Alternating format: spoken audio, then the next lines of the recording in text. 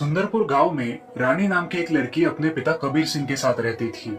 रानी अब बड़ी हो गई थी और न जाने क्यों अपने पिताजी से बार बार एक आईने की मांग कर रही थी। ऐसे ही एक दिन, रानी, बेटा रानी। क्या है पिताजी? अपने आवाज दी मुझे। रानी पिता की आवाज सुनकर दौड़ी दौड़ी उनके पास आई। हाँ बेटा, ये लो तुम्हारी जरूरत का सामान। कल तुम कह रही थी ना कि तुम्हें एक आईना चाहिए। ये लो, मार्केट में मिला सबसे महंगा आईना है, खास तुम्हारे लिए लाया हूँ। थैंक यू पिताजी। वाह, ये तो बहुत सुंदर आईना है। मैं तो इसे अपने कमरे में लगाऊंगी।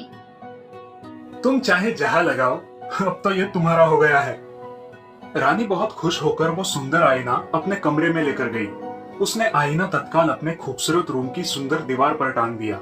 आईना लगभग 15 इंच लंबा और 15 इंच चौड़ा था। गोल्डन फ्रेम का यह सुंदर आईना कारीगर ने बड़ी नजाकत के साथ बनाया था। रानी आईना दीवार पर टांगने के बाद अपने बिस्तर पर किताब पढ़ने लगी। अचानक उसे महसूस हुआ कि उसका कमरा तरह तरह के रंगों से रोशन हो रहा है। जब उसने चारों तरफ नजर घुमाई तो उसे आईना चमकते हुए दिखाई दिया।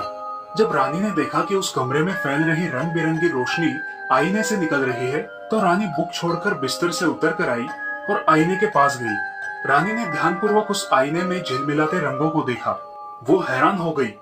उसने उस आईने को बारीकी से देखा तो अचानक आईने में से रंगों के साथ एक डरावनी शक्ल आ गई। उस डरावनी शक्ल को देखकर रानी की जोर से चीख निकल गई और उसी समय आईने में आई उस डरावनी शक्ल ने अपने दोनों हाथों से आईने से बाहर निकलकर रानी की गर्दन को पकड़कर उसे आईने में खींच दिया। रानी जोर से चीख पड़ी। तभी कबीर रानी की चीख सुनकर उसके कमरे में आया तो उसे रानी गायब मिली। रानी, रानी, रानी बेटा कहाँ हो तुम? कबीर रानी को ढूंढने बाहर चला जाता है। उसके कमरे से बाहर जाते ही आईने में फिर से एक डरावना चेहरा छा गया और जल्द ही वो चेहरा गायब भी हो गया। इधर रानी आईने की दुनिया में पहुंची। वहां उसे एक बंजर इलाका मिला जो पथरीला था। दूर दूर तक गहरा सन्नाटा था। ऊंची ऊंची पहाड़ियां थी। रानी बहुत भयभीत थी। चारों ओर देखते हुए सोच रही थी कि वो कहाँ आ गई। रानी, उस अकेली सुनसान जगह पर एक बूढ़े की मौजूदगी का सहारा पाकर रानी झट से उसके पास गई। आप कौन है? मैं तुम्हारी तलाश में पल पल भटक रहा हूँ।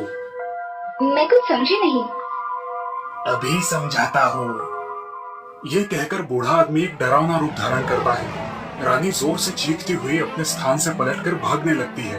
बूढ़ा अपने रूप से डरावना भूत बन गया था और वो रानी के पीछे दौड़ने लगा। मैं बहुत दिनों से भूखा प्यासा हूँ। आज तुझे अपनी खुराक बनाकर मैं अपनी भूख प्यास मिटाऊंगा। रानी दौड़ती रही। दौड़ते दौड़ते वो पसीने से भीग गई थी। वो भूत उसके लगातार पीछे दौड़ रहा था। रानी एक पहाड़ी के पीछे आकर छिप गई। बूढ़ा भूत भी उसके पीछे पीछे आया, मगर तब तक रानी पहाड़ का एक चक्कर लगाकर उसके पीछे छुप गई थी। बूढ़ा भूत उसे अपनी नजर से ओझल पाकर वहीं थम गया और अपने कदम धीरे धीरे आगे बढ़ाने लगा। भूत का एक हाथ पहाड़ी पर था। वो पहाड़ी पर सरकते हुए कदम आगे बढ़ा रहा था। रानी की नजर उसके हाथ पर पड़ी। वो हाथ बहुत ही डरावना था। इसी कारणवश रानी फिर एक बार जोर से चिल्लाई।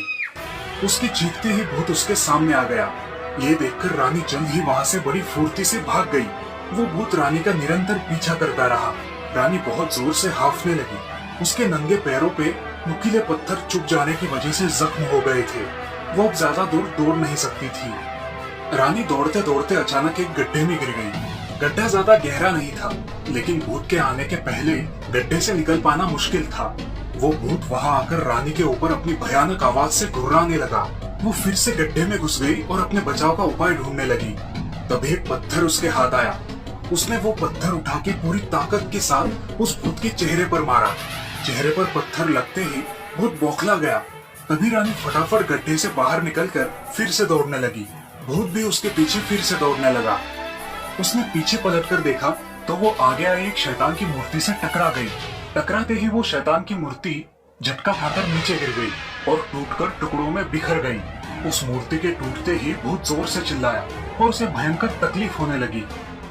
रानी उसकी आवाज सुनकर रुक गई और उस भूत को देखा। वो भूत किसी एटम बम की तरह फटा और चीथड़ों में बिखर कर हवा में उसके जिस्म के ढेरों टुकड़े लहरा गए।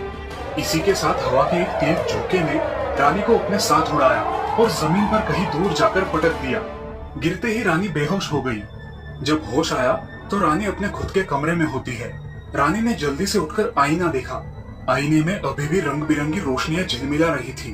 तभी रानी ने सोचा कि यह आईना उसे समुद्र में फेंक देना चाहिए ताकि और कोई इसमें ना फंसे, और ये सोचकर रानी वो आईना निकालकर फेंकने के लिए दे देती है।